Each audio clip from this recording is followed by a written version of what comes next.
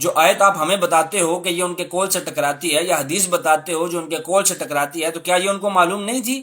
ٹھیک ہے، تو پھر اب یہ تو ڈرامہ نہ چلائیں کہ بھائی جان آپ صرف ایک کو فالو کرتے ہیں، آپ اپنی مرضی کے بندوں کو فالو کرتے ہیں اور وہ فتاوا لیتے ہیں جو آپ کی مرضی کے مطابق ہوتے ہیں، جو آپ کو صحیح لگتے ہیں، جو آپ کو بہتر لگتے ہیں۔ ہاں، جو لوگ تقلید نہیں کرتے وہ لوگ قرآن حدیث کو غلط سمجھتے ہیں، تو کیا امام ابو حنیفہ کسی کی تقلید کرتے تھے؟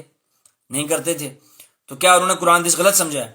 کہ امام شافعی نے، امام مالک نے، احمد بن حنبل نے، امام غزالی نے قرآن حدیث کو غلط سمجھا ہے؟ ان الحمد للہ نحمده ونستعینه ونستغفره ونعوذ باللہ من شرور انفسنا ومن سیئات اعمالنا من یهده اللہ فلا مضل له ومن یضللہ فلا ہادی له اشہد ان لا الہ الا اللہ وحدہ لا شریک لہ واشہد ان محمدا عبدہ ورسولہ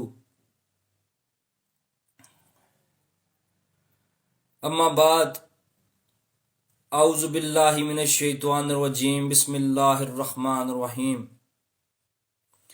قال اللہ تعالی فی القرآن الحکیم کہ اطاعت کرو اللہ کی اور اللہ کے رسول کی تاکہ تم سب پر رحم کیا جائے، کہ وَاعْتَصِمُوا بِحَبْلِ اللَّهِ جَمِيعًا وَلَا تَفَرَّقُوا، کہ اللہ کی رسی کو مضبوطی سے تھامے رکھو اور تفرقے میں نہ پڑو۔ سرکار دو عالم صلی اللہ علیہ وآلہ وسلم نے قرآن مجید فرقان حمید کی طرف اشارہ کر کے فرمایا کہ وہ اللہ کی رسی، یہ قرآن حکیم ہے جو مبارک ہے، جو تنزیل ہے، جو شفا ہے، جو ذکر ہے، جو الکتاب ہے، جو القرآن ہے، جو الفرقان ہے، جو برہان ہے، اس کو کبھی مت چھوڑنا۔ سرکار دو عالم صلی اللہ علیہ وآلہ وسلم نے اپنی امت کو وصیت کی کہ میں تمہارے درمیان دو چیزیں چھوڑ کے جا رہا ہوں، قرآن اور سنت۔ اور بعض روایات میں آتا ہے کہ سرکار دو عالم صلی اللہ علیہ وآلہ وسلم نے فرمایا کہ میں تمہارے درمیان دو چیزیں چھوڑ کے جا رہا ہوں، قرآن اور اہل بیت، یعنی قرآن کی اطاعت کرنا، سنت پر عمل پیرا رہنا، کبھی روگردانی نہ کرنا، اور میرے اہل بیت کے متعلق اللہ سے ڈرتے رہنا۔ میرے بھائیو، حمد و ثنا کے بعد سرکار دو عالم صلی اللہ علیہ وآلہ وسلم کے اقوال کو بیان کرنے کے بعد آج تھوڑا سا مختلف ہمارا لائیو کا سینیریو ہوگا۔ اس کی وجہ یہ ہے کہ پچھلی لائیو میں جب ہم لائیو آئے تھے تو اس لائیو میں ایک بھائی، ایک حبیب، نیچے کومنٹ سیکشن میں پورے آرٹیکلز لکھ کر بھیج رہے تھے، جو کہ مناسب نہیں تھا کہ ہم، اور ہمارے لیے پاسبل بھی نہیں تھا کہ ہم ان سارے کومنٹس کو پوری طرح تھورولی ریڈ کر کے اس کا اسی وقت جواب دے سکتے۔ ان بھائی نے ایک مضمون لکھ کر بھیجا ہے، ہمارے بھائی جو کہ یو کے میں ہوتے ہیں، علی بھائی، ان کو، تو اس پورے آرٹیکل کو ہم نے 8 حصوں میں تقسیم کیا ہے تاکہ ان 8 حصوں کو باری باری ایکسپلین کر کے ان کے آنسرز دیے جا سکیں۔ سرکار دو عالم صلی اللہ علیہ وآلہ وسلم نے ہمیں وصیت کی تھی کہ اللہ کی رسی کو مضبوطی سے تھامے رکھنا۔ دیکھو، یہودیوں کی طرح نہ ہو جانا، نصارہ کی طرح نہ ہو جانا، سائبین کی طرح نہ ہو جانا، ہنود کی طرح نہ ہو جانا، قبر پرستوں کی طرح نہ ہو جانا، آگ پرستوں کی طرح نہ ہو جانا، بلکہ اللہ اور اللہ کے رسول کے فرما بردار بن جانا۔ لیکن کبھی بھی مشرکین، منافقین، یہود، نصارہ، ہنود کے شکار نہ بننا۔ یہ سرکار دو عالم صلی اللہ علیہ وآلہ وسلم کی ہمارے لیے وصیت تھی، اور اپنے آخری نبی حضرت محمد صلی اللہ علیہ وآلہ وسلم کی وصیت کو اللہ سبحانہ و تعالی کے کلام معجز کو پس پشت ڈال کر نفسانی خواہشات کی پیروی شروع کر دی۔ اپنی ہٹ دھرمی، اپنے نکمے پن کو ثابت کرنے کے لیے کہ ہم ٹھیک کر رہے ہیں، اور محنت سے بچنے کے لیے ہم نے ایسے شارٹ کٹس نکالنے شروع کر لیے جو ہمیں دین تو سمجھنا دور ان سے، وہ محض اپنی ہی ذاتی انا کو مطمئن کرنے میں لگے رہتے ہیں، اپنے نفس کو مطمئن کرنے میں لگے رہتے ہیں۔ تو میرے بھائیوں، ان 8 پوائنٹس کو آج ہم ڈسکس کریں گے اور سمجھیں گے۔ تو میرے بھائیوں، ربی یسر ولا تعسر وتمم بالخیر کے ساتھ ہم شروع کرتے ہیں۔ ہمارا ٹاپک جو آج کا میں نے چوز تو خیر نہیں کیا تھا، لیکن مجھے کہا گیا کہ آپ اس کے اوپر بات کریں، کیونکہ یہ انہوں نے ایک پورا آرٹیکل لکھ کے بھیجا ہے جو کہ میں نے اپنے پاس یہ کمپیوٹر میں اس کے 8 پوائنٹس بنا کر رکھ لیے ہیں، اور میں ایک ایک کر کے اس کے آنسر کروں گا تاکہ آپ کو سمجھ آ سکے وہ کیا کہہ رہے ہیں۔ پہلے تو میں پریکٹیکلی ایگزیکٹ ورڈنگ وہاں سے ریڈ کروں گا، اور اس کے بعد میں اس کے پوائنٹ بائی پوائنٹ آنسر کرتا جاؤں گا۔ پوائنٹ نمبر 1 جو انہوں نے ریز کیا وہ یہ تھا کہ if the imam or scholar does something which is against the sunnah, which is very unlikely, if it is a proper learned scholar from Ahl Sunnah wal Jamaat, the best thing would be is to ask. If you don't ask, you won't know. وہ یہ کہتے ہیں کہ اگر کوئی امام یا عالم کوئی ایسی غلطی کر جائے یا کوئی ایسی بات کر جائے جو قرآن کے خلاف ہو، آیات قرآنیہ کے خلاف ہو، جو کہ احادیث نبویہ کے خلاف ہو، جو کہ آثار صحابہ کے خلاف ہو، اول تو ایسا ہونا ناممکن ہے اگر وہ اہل سنت والجماعت سے پراپرلی لرن کر کے آیا ہوگا، پڑھ کے آیا ہوگا، تو یہ ناممکن ہے۔ لیکن بہترین طریقہ یہی ہے کہ آپ اس سے پوچھیں۔ اگر آپ نہیں پوچھیں گے تو آپ نہیں جانیں گے۔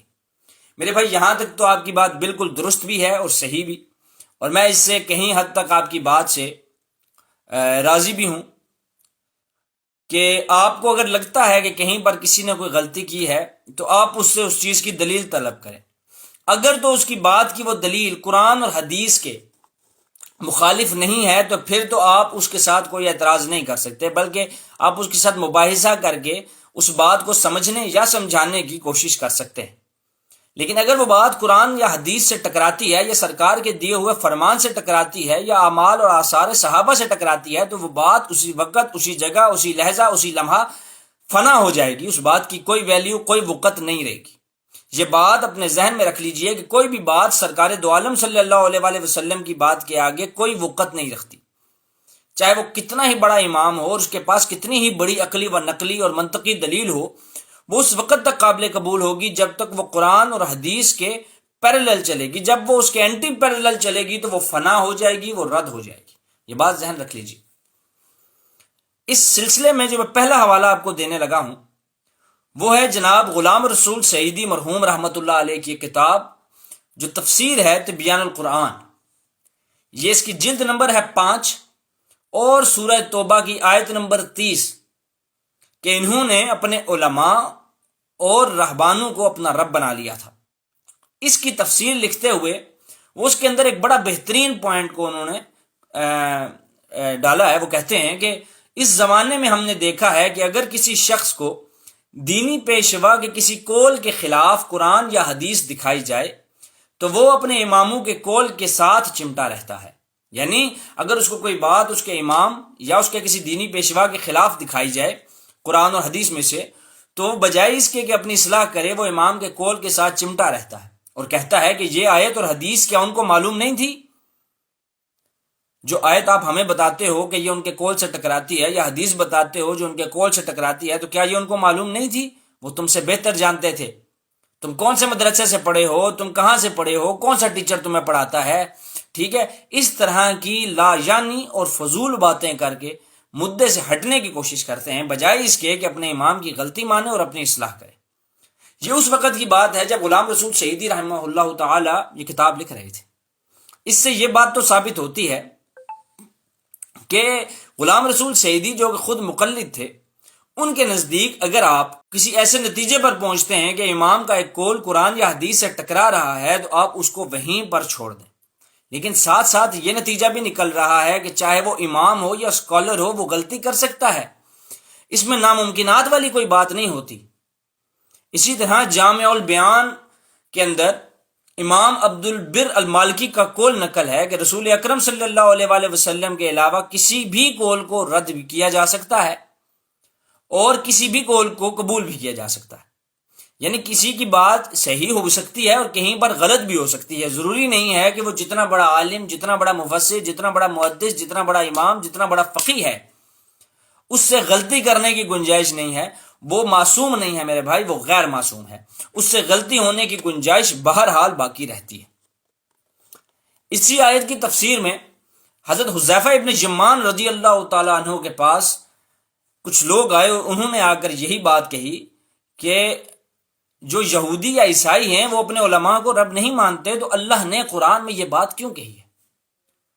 تو انہوں نے کہا اس سے مراد یہ ہے کہ وہ علماء کے کہے ہوئے حلال کو حلال جانتے ہیں اور ان کے کہے ہوئے حرام کو حرام مانتے ہیں without any evidence, without any دلیل، بغیر کسی دلیل کے، صرف چونکہ علماء کہتے ہیں اس وجہ سے وہ اس کو حلال یا حرام کہتے ہیں. تو ایسی صورت میں وہ ان علماء کو خدا کا درجہ دے دیتے ہیں. یہ حذیفہ ابن یمان کا فتویٰ ہے. جامع البیان کے اندر جز نمبر 8 صفحہ نمبر 54 یعنی کہ 58 کے اندر یہ بات موجود ہے. میرے بھائیو، یہاں سے یہ بات بالکل واضح ہو چکی ہے کہ آپ اللہ کے رسول کے علاوہ کسی کی بات کو بھی 100% ایکوریٹ نہیں مان سکتے. تو جو آپ کا پہلا پوائنٹ تھا کہ جو بندہ اہل سنت والجماعت سے صحیح کر کے پڑھا ہو اس سے غلطی ہونے کی گنجائش نہیں ہے، اس ابہام کو دور کر لیجئے. کیونکہ یہ کیسا ابہام ہے آپ کا جو کہ آپ کو گمراہی کی طرف لے کے جا رہا ہے.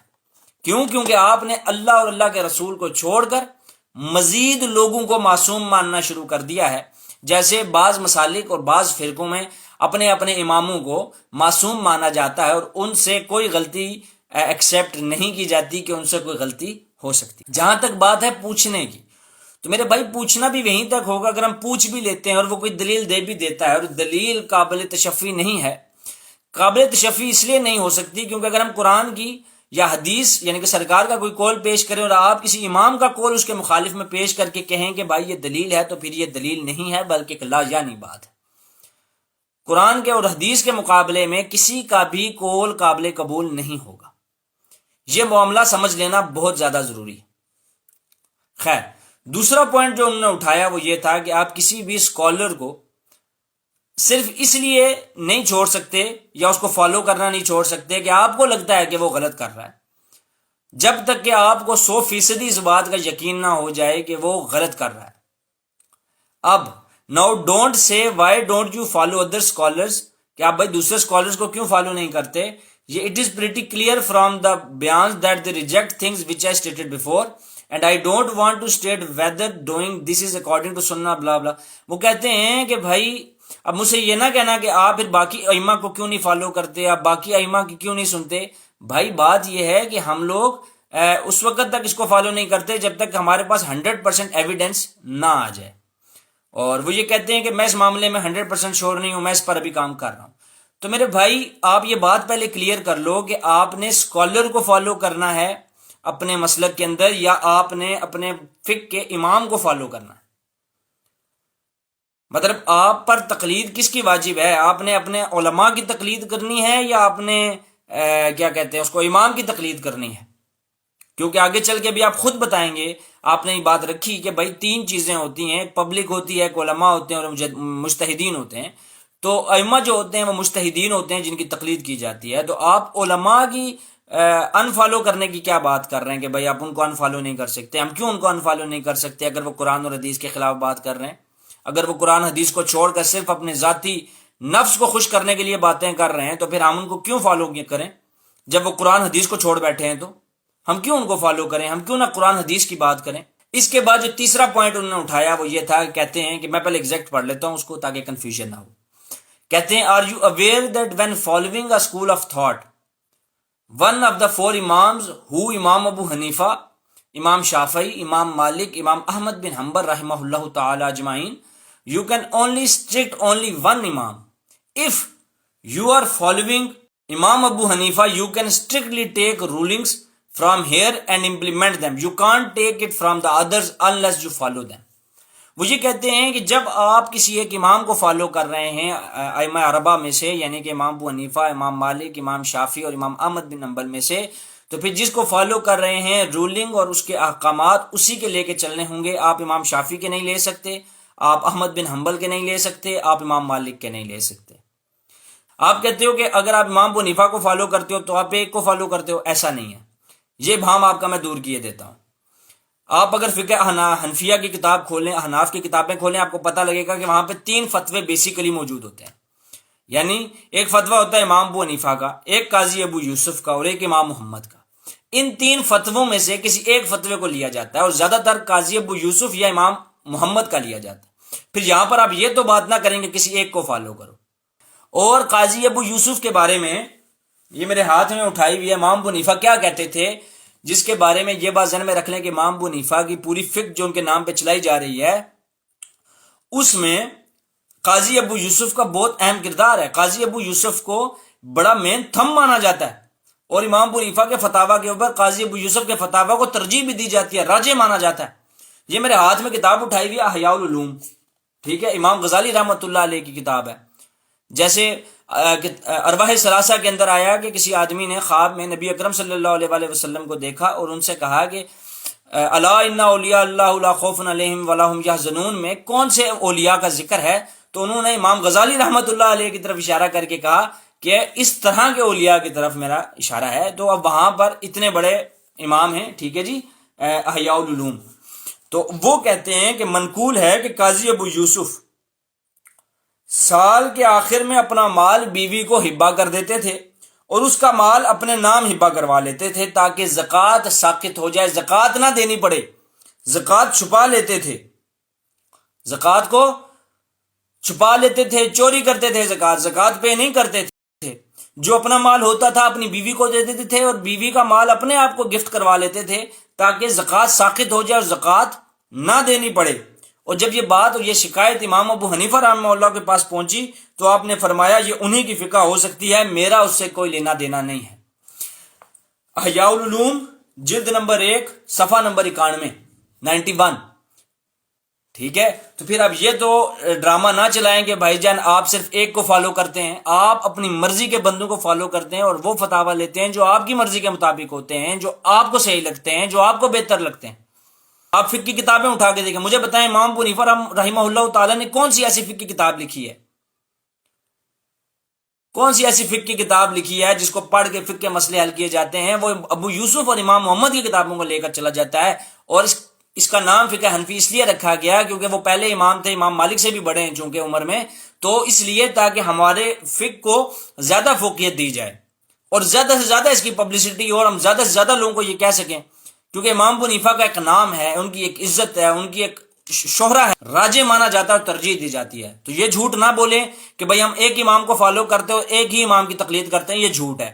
پھر اس کے بعد نمبر 2, جتنے بھی جیسے امام ماتوریدی کی تقلید کی جاتی ہے عقائد کے اندر, عقائد کہاں سے لیے جاتے ہیں, ابو منصور امام ماتوریدی سے لیے جاتے ہیں. اب مجھے بتائیں اگر آپ ایک امام کو فالو کرتے ہیں تو پھر امام ابو منصور ماتوریدی رحمہ اللہ تعالیٰ کی تقلید کیوں کرتے ہیں؟ ٹھیک ہے, ایسا نہیں ہے. ہوتا کیا ہے کہ تقلید ایک ایسا سلسلہ ہے جو اوپر سے لے کے نیچے تک ہمارے گلوں میں توق کی طرح باندھ دیا گیا ہے. یعنی ابو حنیفہ کے بعد قاضی ابو یوسف کے بعد امام محمد کے بعد پھر چلتے پھر 2 حصے بن گئے. پھر دیوبند والے اپنے دیوبند علماء کی تقلید کرنے لگ گئے, بریلوی اپنے بریلوی علماء کی تقلید کرنے لگے. فقہ حنفی تو آج سے 150-200 سال پہلے اسی دن وفات پا گئی تھی میرے بھائیوں, جس دن فقہ حنفی کے اندر دراڑ پڑی اور 2 فرقے بنے, بریلوی اور دیوبندی, اسی دن فرقہ حنفی کی موت ہو چکی تھی, ختم ہو گیا تھا فقہ حنفی. کیوں؟ کیونکہ لوگوں نے امام ابو حنیفہ اور پرانے متقدمین کو چھوڑ کر صرف اور صرف اپنے مسلک کے بزرگوں کی تقلید کرنی شروع کر دی تھی. تو اب آپ کا یہ رونا تو ختم ہو گیا کہ بھائی ہم ایک بندے کی تقلید کو صحیح سمجھتے ہیں, ایک بندے کی تقلید ہوتی ہی نہیں ہے. یہ اس کے بعد جی چوتھا پوائنٹ ہے, یہ ہے کہتے ہیں کہ تقلید really doesn't go against the قرآن اور سنہ اور شریعہ, it's permissible. Allah Almighty saved and protected the Sahaba from deviance and transgression through the blessings of His Messenger's companionship. There were no dini conflicts, groupings, religious disputes amongst them, so there was no need for the formal taqlid during that period. The Sahaba were the imams of the entire world. Which imam would they follow? However, differences in the religious thought, rigor, ruling, philosophy arose amongst Muslims. ٹھیک ہے, وہ یہ کہتے ہیں کہ تقلید جو ہے نہ قرآن کے خلاف ہے، نہ سنہ کے خلاف ہے، اور نہ شریعہ لاء کے خلاف ہے۔ اللہ نے صحابہ کرام رضوان اللہ اجمعین کو گمراہی سے محفوظ رکھا، اس لیے کہ وہ نبی اکرم صلی اللہ علیہ وآلہ وسلم کے صحابہ تھے، اور ان کے اوپر یہ خاص کرم کیا گیا، اور ان کے درمیان کوئی دینی کانفلکٹس اور جھگڑے نہیں تھے، کوئی گروپنگز نہیں تھی، ریلیجیس ڈسپیوٹس نہیں تھے، اور کوئی فتنہ نہیں تھا ان دنوں، اس لیے نارمل تقلید نہیں کی جاتی تھی۔ یہ آپ کی تاریخ سے کیا کہتے ہیں اس کو نابلدگی کا سب سے بڑا ثبوت ہے کہ آپ نے آج تک تاریخ نہیں پڑھی ہے، آپ نے احادیث کو صحیح کر کے پڑھا ہی نہیں ہے، کہ آپ کو پتہ ہی نہیں ہے کہ صحابہ کے درمیان بھی مسئلے ہوتے رہے۔ کیا آپ کو ثقیفہ بنی ساعدہ کا مسئلہ نہیں پتا؟ ہیں جی، کیا آپ کو مالک بن نویرہ کا مسئلہ نہیں پتا؟ ہیں جی، کیا آپ کو حضرت عثمان اور حضرت علی کے درمیان ہونے والے مسئلے کا نہیں پتا؟ کیا آپ کو حضرت علی اور حضرت امیر معاویہ رضی اللہ تعالیٰ عنہ کے درمیان ہونے والے مسئلے کا نہیں پتا؟ مجھے بتائیں، اگر صحابہ بھی تقلید کرتے تھے، اور جب حضرت علی اور حضرت امیر معاویہ رضی اللہ تعالیٰ عنہ کا معاملہ ہوا تو ابو موسیٰ اشعری نے دونوں میں سے کسی کی بھی سائڈ لینے سے انکار کیوں کر دیا؟ تقلید کر لیتے حضرت علی کی یا امیر معاویہ کی تقلید کر لیتے، دونوں ہی مجتہد تھے نا، تو دونوں میں سے کسی ایک کی تقلید کر لیتے، انہوں نے نہیں کی۔ فالو کر لیتے، وہ کہتے آؤ لڑنا ہے، وہ کہتے میں نہیں، انہوں نے کہا میں نہیں آ رہا۔ عمران بن حسین ایک صحابی تھے، وہ نہیں آئے۔ پھر ایسے میں آپ کیا کریں گے؟ آپ کیا کہتے ہیں کہ بھئی صحابہ تو ایک دوسرے کی تقلید کرتے تھے، تو یہاں پر آپ کیا کہتے ہو؟ حضرت عثمان اور ابو ذر غفاری رضی اللہ تعالیٰ عنہ دونوں کے درمیان کانفلکٹ آپ کو نہیں پتا؟ حضرت علی، حضرت امیر معاویہ اور خارجین کا جو گروپس بن گئے تھے، آپ کو نہیں پتا اس بارے میں؟ یار کون سے ڈزنی لینڈ میں رہتے ہو بھائی؟ تاریخ کھولو، تاریخ پڑھو، تاریخ بڑی تلخ ہے۔ مروان بن حکم کہتا ہے کہ حضرت عثمان رضی اللہ تعالیٰ عنہ حج تمتع سے لوگوں کو روکا کرتے تھے، تو حضرت علی رضی اللہ تعالیٰ عنہ نے احرام باندھا اور کہا کہ میں کسی شخص کے قول پر نبی کی سنت ترک نہیں کر سکتا۔ اب اللہ عالم حضرت عثمان رضی اللہ تعالیٰ عنہ کے پاس اس کے پیچھے کیا لاجک، کیا دلیل تھی، لیکن حضرت علی رضی اللہ تعالیٰ عنہ نے ان سے اختلاف کیا اور کہا کہ میں کسی شخص کے قول پر نبی اکرم کے قول کو نہیں چھوڑ سکتا، ان کی سنت کو نہیں چھوڑ سکتا۔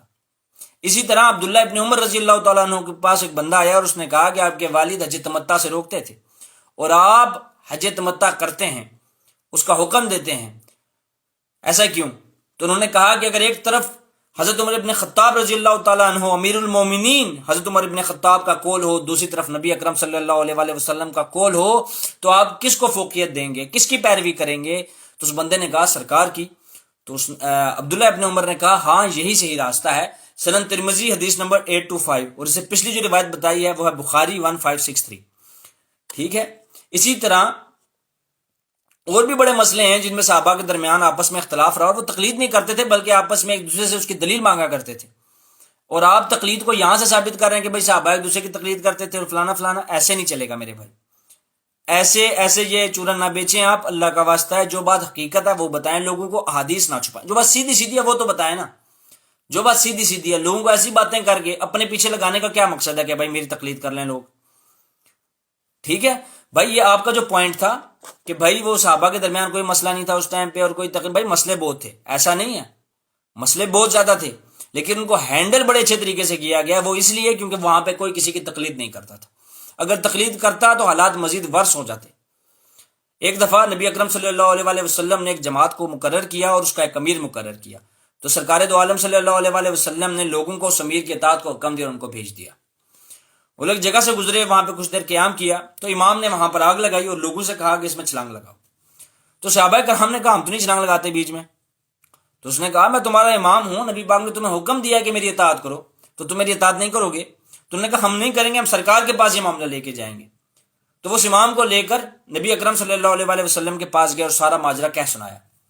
تو سرکار نے کہا کہ اگر تم اس آگ میں چھلانگ مار دیتے اور تقلید کر لیتے، یہ سوچے سمجھے بغیر کہ بھئی آگ ہے مجھے جلا دے گی، اور اس میں چھلانگ لگا دیتے، تو تم جہنم سے جا کر نعوذ باللہ نکلتا ہے۔ ٹھیک ہے، یہ اتنا سخت معاملہ، یہ اتنا ہلکا معاملہ نہیں ہے جتنا آپ لوگوں کو اس کو بنا رہے ہیں۔ اس کے بعد آپ کہتے ہو نمبر 5 ہے کہ it was this time that the learned علماء began to deduce laws from Quran and Hadith and cleanse the ruling and verdicts of Islam like a mirror. The Ummah realized that besides following the taqleed of 4 Imams, there was no other solution. In short, Muslims were divided into three categories جو میں پہلے بتائی تھی آپ کو: public, ulama and mujtahideen. The masses followed the ulama and ulama deemed the taqleed of imams as necessary due to needs of time. وہ یہ کہتے ہیں کہ اس ایک وقت ایسا آیا کہ جو علماء تھے، مجتہدین تھے، انہوں نے قرآن اور حدیث میں سے مسئلوں کا استنباط کیا اور ان کو ایسے کر دیا جیسے روزے روشن کی طرح آیا ہوں، شیشے کی طرح ان کو سامنے کر دیا۔ امہ یعنی کہ امت نے یہ سوچا کہ اب ہمارے پاس ان چار ائمہ کی تقلید کرنے کے علاوہ اور کوئی آپشن نہیں ہے، تو اس کے تین حصے بن گئے: ایک پبلک، ایک علماء اور ایک مجتہدین۔ پبلک جو تھی وہ علماء کی تقلید کرتی تھی اور علماء مجتہدین کو فالو کرنے کی بات کرتے تھے۔ دا میسج ہو گیا سارا، یہ بات ہو رہی ہے، ٹھیک ہے۔ اور مین چیز یہ کہی کہ امام جو ہیں وہ وقت کے ساتھ ساتھ مسائل کا حل بتاتے رہتے تھے۔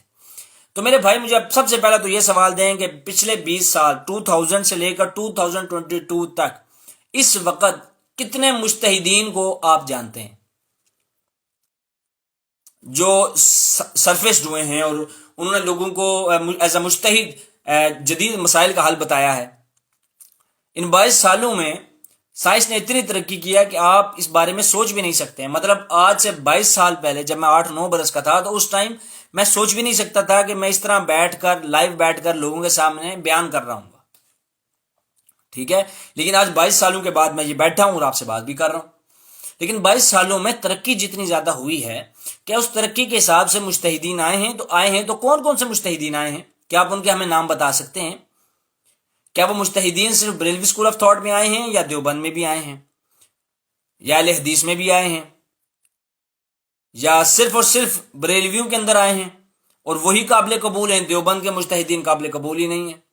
جیسے آپ لوگ اہل حدیث کے محدثین کو نہیں مانتے، شیخ زبیر علی زئی کو نہیں مانتے، شیخ البانی کو نہیں مانتے، ٹھیک ہے، یہ تو ویسے ہی چلے گا۔ تو مجتہدین کہاں ہیں جو آئے ہیں پچھلے 20-22 سالوں میں، جو کہ وقت کے ساتھ ساتھ آ کر لوگوں کو بہتری بتاتے رہیں گے؟ یہ ایسی بات ہے کہ اجتہاد کا دروازہ کھلا ہوا ہے، لیکن جو اجتہاد کرے گا وہ کافر ہے، ٹھیک ہے۔ یہ کیسا سسٹم چلا رہا ہے؟ اینی ویز، اس کے علاوہ یہ کہتے ہیں کہ ایسا وقت آ گیا کہ لوگوں کے پاس کوئی چارہ نہیں تھا کہ سوائے اس کے کہ وہ تقلید کریں۔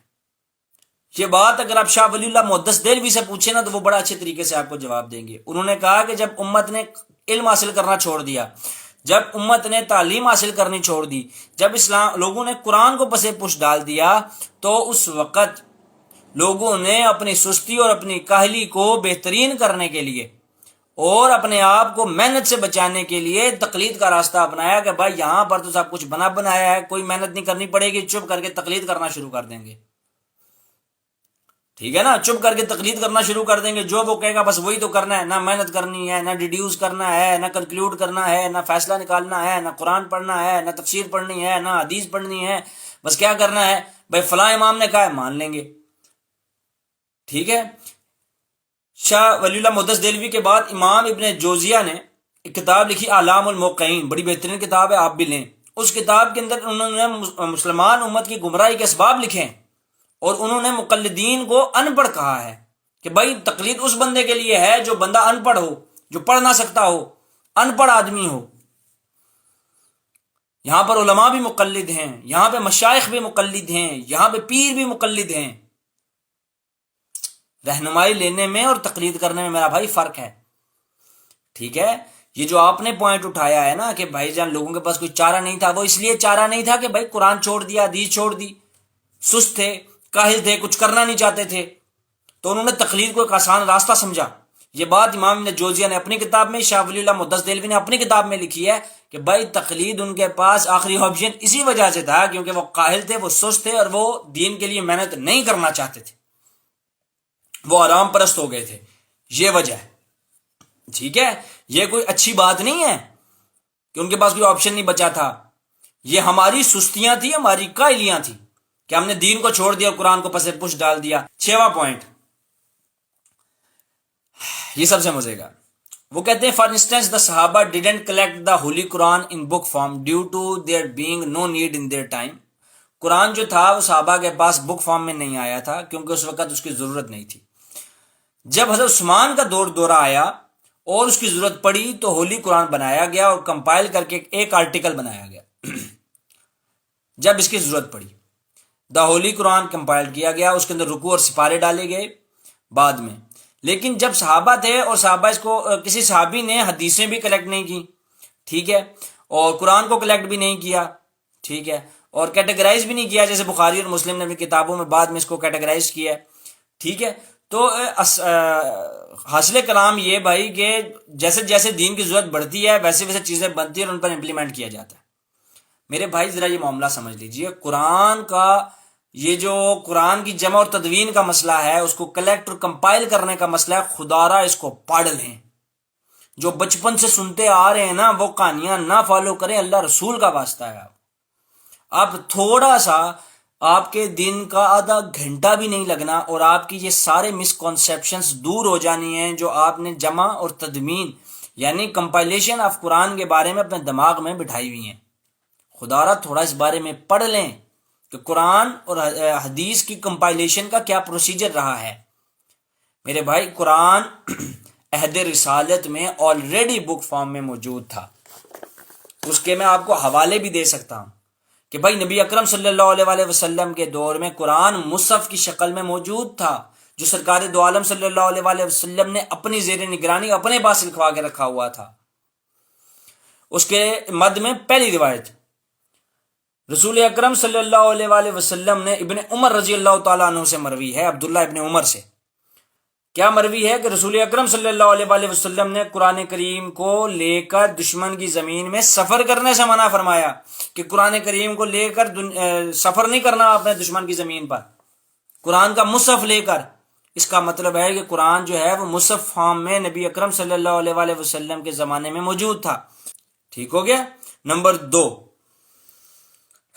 حضور اکرم صلی اللہ علیہ وسلم نے فرمایا کہ اگر کوئی شخص قرآن کریم کے نسخے میں دیکھے بغیر تلاوت کرے تو اس کا ثواب 1000 درجے ہے، اور اگر قرآن کے نسخے میں دیکھ کر تلاوت کرے تو 2000 درجے ہے۔ یعنی اس وقت قرآن کا نسخہ مصحف موجود تھا سرکار دو عالم صلی اللہ علیہ وسلم کے زمانے میں۔ خدا را جمع اور تدوین کا یہ جو معاملہ ہے اس کو پڑھ لیں تاکہ آپ کے جتنے بھی مسکنسیپشنز ہیں دور ہو جائیں، یا آپ کو مجموعہ زوائد کے اندر یہ روایت مل جائے گی، ٹھیک ہے میرے بھائیوں۔ پھر اس کے بعد جو اگلا پوائنٹ یہ اٹھایا گیا کہ حضرت عثمان کے دور میں، تو میرے بھائی یہ سلسلہ جو پراپرلی شروع ہوا تھا کمپائلیشن کا، یہ ابو بکر صدیق کے زمانے میں حضرت عمر فاروق رضی اللہ تعالیٰ عنہ کی فرمائش پر شروع ہوا تھا، اور یہ کمپلیٹ حضرت عثمان رضی اللہ تعالیٰ عنہ کے زمانے میں ہوا تھا۔ ایسا نہیں تھا کہ حضرت عثمان رضی اللہ عنہ کے زمانے میں اس کی ضرورت پڑی تو اسے کمپائل کر لیا گیا، ایسا نہیں ہے۔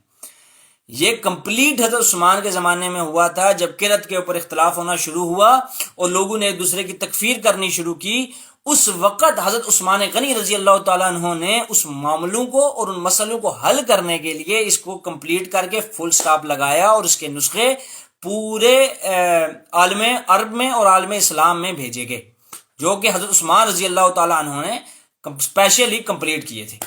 یہ تو معاملہ ہو گیا قرآن کا۔ باقی جہاں تک مسئلہ ہے کہ بھائی رکوع ڈالے گئے، سپارے بنائے گئے، تو میرے بھائی یہ تو ایڈمنسٹریٹو چینجز ہیں، یہ اس لیے کیے گئے تاکہ دین میں آسانی پیدا ہو، ٹھیک ہے۔ رکوع اور وہ جو تھے، اور اس کے اوپر امت کا اجماع ہے کہ اتنے رکوع ہیں اور اتنے سپارے ہیں، ٹھیک ہے۔ باقی صورتیں ہیں جو وہ صورتیں توقیفی ہیں، جو کہ سرکار دو عالم صلی اللہ علیہ وسلم نے حضرت اللہ نے ان کو بتایا کہ بھائی یہ صورت ہے، اس کی یہ آیت یہاں پر جائے گی، یہ آیت یہاں پر جائے گی، اس کو ایسے کمپائل کرنا ہے، اس کو ایسے لکھنا ہے، تو سرکار دو عالم صلی اللہ علیہ وسلم صحابہ کو ویسے بتاتے تھے، صحابہ ان کو ویسے لکھتے جاتے تھے، کبھی شانے کی ہڈی پر، کبھی کاغذ پر، ٹھیک ہے، کبھی لکڑی پر، کبھی پتوں پر لکھتے جاتے تھے، تو اس کے بعد ان سے سنتے تھے، پھر اس کی تصدیق کرتے تھے، اور لکھنے والا ایک نہیں ہوتا تھا، بہت سے ہوتے تھے، ٹھیک ہے۔ تو پراپر ایک سسٹم تھا، ایک نظام تھا، ایسے نہیں ہے۔ لیکن جو رکوع اور سپاروں کی آپ اس کو ایز اے بدعت لے رہے ہیں، تو وہ ایز اے بدعت نہیں ہے میرے بھائی، وہ ایک ایڈمنسٹریٹو چینج ہے، تاکہ وہ لوگ جو اجمی لوگ ہیں ان کو قرآن پڑھنے، قرآن سمجھنے میں آسانی ہو سکے۔ یہ معاملہ سمجھیں، مکس نہ کریں چیزوں کو، اس طرح لوگ کنفیوز ہو جائیں گے، آپ خود کنفیوز ہو گئے۔ آپ نے اوپر جو بات کی کہ بھائی امام کو فالو کرنا ہے، نیچے آ کے اسکالر پر آگے، ٹھیک ہے، آپ خود ہی چیزوں کو انٹر مکس کر کے انٹر لیسڈ کر رہے ہیں، جن کا کوئی مقصد نہیں ہے۔ اینیویز آگے بڑھتے ہیں، اب آتے ہیں حدیث کے معاملے میں۔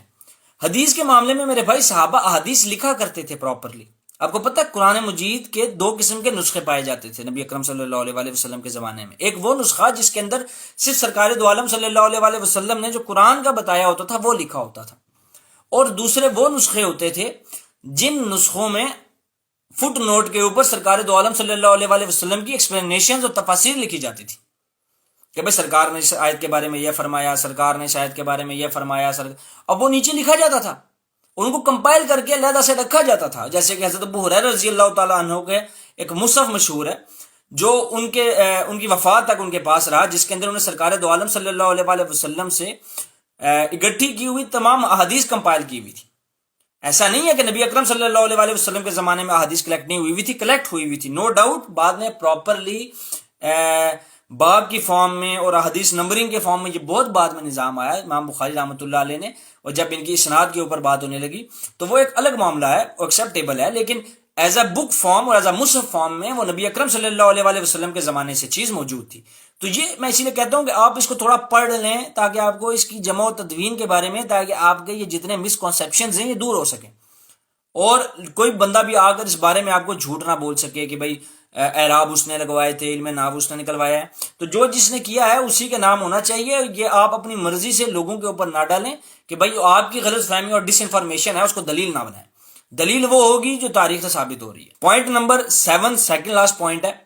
اس میں وہ کہتے ہیں کہ اسی جیسے انہوں نے یہ اوپر والے پوائنٹس بتائے تھے 6 نمبر پوائنٹ، کہتے ہیں تقلید بھی ایسے ہی ہے جیسے کلیکشن آف قرآن اور رکوع اور سپارے بنانا، ٹھیک ہے، اور سائنس آف حدیث کو بنانا، ٹھیک ہے، بکس آف حدیث کو لکھنا، یہ سب انوویشنز تھی، بدعات تھیں. سو چونکہ یہ نبی پاک کے زمانے میں نہیں تھی تو یہ ایک عجیب بات ہوگی کہ اگر آپ یہ کہیں کہ بھائی 4 اماموں کو فالو کرنا یا اسلامک فقہ کو فالو کرنا یہ بری چیز ہے، لیکن کیونکہ یہ بھی نبی پاک کے زمانے میں نہیں ہوتی تھی. میرے بھائی ایسے مسئلہ نہیں ہے، مسئلہ ذرا آپ سمجھے بڑا ٹف ہے، مسئلہ اتنا ایزی نہیں ہے جتنا آپ نے بنا کے رکھا ہے کہ بھائی وہ یہ دیکھیں یہ اس طرح اس طرح، نہیں، ایسے نہیں ہے. مسئلہ کیا ہے؟ جب مسئلہ ذرا غور سے سن لیں.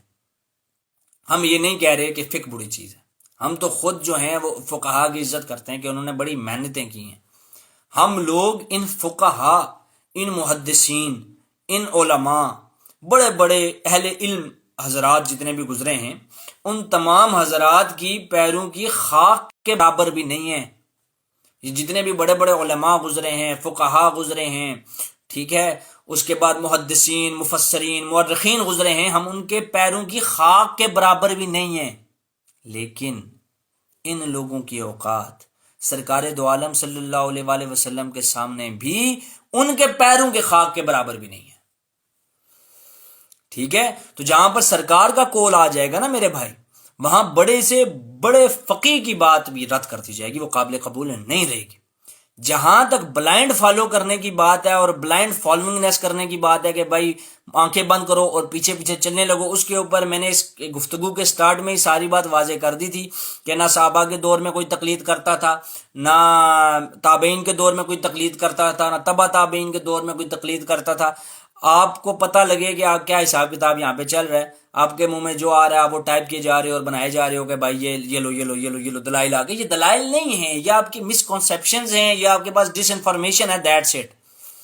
ٹھیک ہے، ہم یہ نہیں کہتے کہ اسلامک فقہ نہیں ہونی چاہیے. ہم اسلامک فقہ میں امام ابو حنیفہ کو بھی سنتے ہیں، ہم ان کو بھی پڑھتے ہیں. ہم اسلامک فقہ میں امام شافعی رحمۃ اللہ علیہ کو بھی پڑھتے ہیں، امام اوزاعی کو بھی پڑھتے ہیں، امام ظاہری کو بھی پڑھتے ہیں، امام ابراہیم نخعی کو بھی پڑھتے ہیں، قاضی ابو یوسف کو بھی پڑھتے ہیں، امام محمد کو بھی پڑھتے ہیں، احمد بن حنبل کو بھی پڑھتے ہیں، ہم امام بخاری کو بھی پڑھتے ہیں، امام غزالی کو بھی پڑھتے ہیں. یہ تمام لوگ فقیہ تھے. ٹھیک ہے، یہ تمام لوگ فقیہ تھے، ہم سب کو پڑھتے ہیں. جس کی بات قرآن حدیث سے نہیں ٹکراتی نا سر، ہم اس کی بات مان لیتے ہیں. امام ابو حنیفہ کا جو فتویٰ قرآن حدیث سے نہیں ٹکراتا میرے سر آنکھوں، اور جو ٹکراتا ہے تو وہ خود ان کا اپنا قول ہے کہ اگر میری کوئی بات قرآن حدیث سے ٹکرا جائے تو اسے چھوڑ دو. ایون امام احمد بن حنبل نے اگر یہ بری چیز نہیں ہے، اگر تقلید کرنا بری چیز نہیں ہے، اگر تقلید کرنا ایک اچھی چیز ہے، تو میرے بھائی مجھے ذرا یہ بتانا کہ امام احمد بن حنبل نے یہ کیوں کہا کہ تقلید مت کرو اوزاعی کی، تقلید مت کرو ظاہری کی، تقلید مت کرو میری، تقلید مت کرو مالکی کی، تقلید مت کرو شافعی کی. کیوں؟ کیونکہ تم تقلید مت کرو، تم دین وہیں سے لو جہاں سے انہوں نے دین لیا ہے، تم بھی دین وہیں سے لو. مجھے بتائیں انہوں نے تقلید کرنے سے کیوں روکا؟ حکم آپ ثابت کر دیں، ان میں سے کسی نے بھی کہا ہو کہ بھائی میری تقلید کرو، نہیں ہے. میں نے رد ثابت کر دیا کہ امام احمد بن حنبل نے کہا کہ ہماری تقلید تم نے نہیں کرنی ہے. Don't follow us. کیوں؟ کیونکہ قرآن نے ان ائمہ کی فالو کرنے کا حکم نہیں دیا، بلکہ قرآن نے اللہ اور اللہ کے رسول کو فالو کرنے کا حکم دیا ہے. اللہ اور اللہ کے رسول کی بات سننے کا حکم دیا ہے. اللہ اور اللہ کے رسول کی بات آگے پہنچانے کا حکم دیا ہے.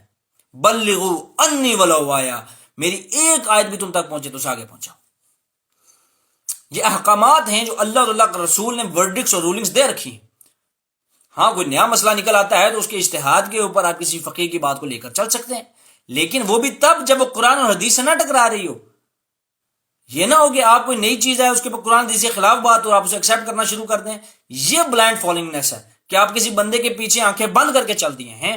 یہ بری چیز ہے میرے بھائی. فقہ بری چیز نہیں ہے. یہ کانسیپٹ نکال دیں اپنے آپ سے کہ ہم فقہ کے خلاف ہیں. نہیں، اللہ معاف کرے، ہم تو خود ائمہ فقہ کے غلام ہیں اور ائمہ فقہ سے محبت رکھنے والے لوگ ہیں. ٹھیک ہو گیا. آخری پوائنٹ جو انہوں نے دیا، کہتے ہیں indeed Allah has done the believers a great favor by raising a messenger from among them, reciting to them his revelations, purifying them and teaching them the book and wisdom, for indeed they had previously been cleared astray. سورہ آل Imran verse number 164. کہ بھائی سورہ آل عمران کی آیت number 164 میں اللہ سبحانہ وتعالیٰ فرماتے ہیں کہ ہم نے ان لوگوں کے اوپر، ان ایمان والوں کے اوپر بڑا انعام کیا کہ ہم نے ان کے بیچ میں انہی میں سے ایک پیغمبر کو ان پر مبعوث کیا جو ہماری آیات ان کو پڑھ کے سناتا ہے، ان کا تزکیہ کرتا ہے، ان کو ہماری کتاب پڑھ کے سناتا ہے اور ان کی حکمت سمجھاتا ہے، جو جس کی مدد سے جو پہلے یہ گمراہ تھے اب نہیں ہے. اللہ کمی بیشی معاف کرے. کہتا ہے کہ جسٹ ایز ہاؤ سیدنا رسول اللہ صلی اللہ علیہ وسلم نے بھیجے گئے تھے قرآن سمجھانے کے لیے، اسی طرح مجتہدین کو اللہ نے بنایا ہے تاکہ وہ حدیث کو ایکسپلین کریں. اور وہ لوگ جو تقلید کو منع کرتے ہیں وہ ایک اتنی بڑی مسٹیک کرتے ہیں قرآن اور حدیث کو سمجھنے میں کہ خدا کی پناہ ایسے لوگوں سے اللہ بچائے. اور بڑی بات یہ ہے کہ you have one legal school of thought of interpretation which you can follow, جس کے اندر کلیئرٹی ہے، کنسسٹنسی ہے اور اسٹینڈرڈ آف ریلیجیس پریکٹس ہے. صرف ایک ایسا ہے، جن چار میں سے بھی ایک ایسا ہے جو کہ 100% رائٹ ہے. اچھا میرے بھائی، اب میں آپ کو یہ بات بھی کلیئر کیا ہے. سرکار دو عالم صلی اللہ علیہ وسلم کو اللہ نے بھیجا تھا، ٹھیک ہے میرے بھائی، ان کو مبعوث کیا تھا تاکہ اس وقت کے سے لے کر قیامت تک کے درمیان جتنے لوگ بھی آئیں گے وہ لوگ ہدایت پا سکیں. ٹھیک ہے. قرآن ان کو دیا، ان کے اقوال کو احادیث کا رتبہ دیا کہ ان کی بات آج بھی رولنگ اور ورڈکٹ کی حیثیت رکھتی ہے. جس جگہ پر نبی اکرم صلی اللہ علیہ وسلم کا قول آ جائے وہاں پر دوسری کوئی بات ہو ہی نہیں سکتی. تو میرے بھائی، آپ کی یہ بات کرنا کہ مجتہدین کو اس لیے بنایا گیا ہے کہ وہ حدیث کا جو ہے وہ کریں، تو یہ بات بھی آپ کی غلط ہے. اس کی وجہ کیا ہے کہ جو بندہ علم حاصل کرے گا، میں نے اس اپنی پوری گفتگو کا آغاز سند دارمی کی ایک روایت سے کیا تھا،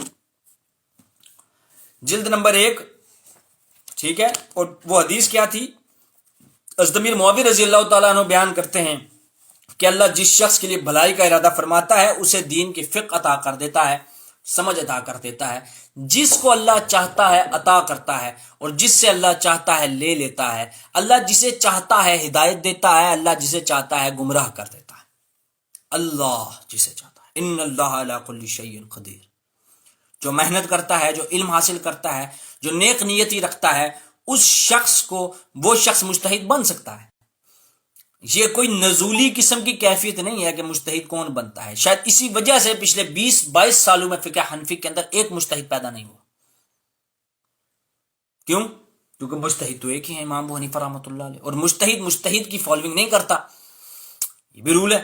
اس وجہ سے پچھلے 20-22 سالوں میں ٹیکنالوجی جتنی مرضی ترقی کر جائے لیکن ایک بھی مجتہد پیدا نہیں ہوا. ہاں، جو لوگ تقلید نہیں کرتے وہ لوگ قرآن حدیث کو غلط سمجھتے ہیں. تو کیا امام ابو حنیفہ کسی کی تقلید کرتے تھے؟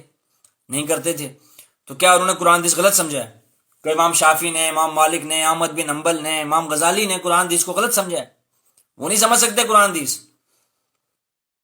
جتنے بھی آپ کے مجتہدین ہیں، ٹھیک ہے، وہ مجتہدین کس کے فالوور تھے پہلے؟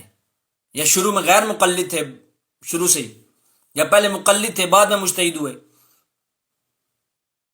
پھنس گیا نا بھائی خود ہی بات کر کے کہ بھائی جو مقلد ہے ٹھیک ہے وہ مجتہد نہیں بن سکتا، اور جو مجتہد ہے وہ مقلد نہیں ہو سکتا، یعنی کہ غیر مقلد ہوگا جو مجتہد ہوگا، وہ کسی کی تقلید نہیں کرتا ہوگا، فیصلے کرنے میں آزاد ہوگا، قرآن حدیث پر عبور ہوگا، ایسے ہی ہے نا؟ تو میرے بھائی پھر آپ مجتہد کیسے پیدا کریں گے آج کے دور میں، آج کے دور کے حساب سے، تاکہ وہ فیصلہ کر سکے؟ میرے بھائی یہاں تک تو ہم بات کر رہے تھے ابھی تک ان 8 علمی پوائنٹس کے اوپر جو کہ ہمیں ایک بھائی نے اسپیشلی بھیجے تھے، اور امید کرتا ہوں کہ میں ان تمام سوالوں کے جوابات دے پایا ہوں گا اور ان کی تشفی کرا پایا ہوں گا۔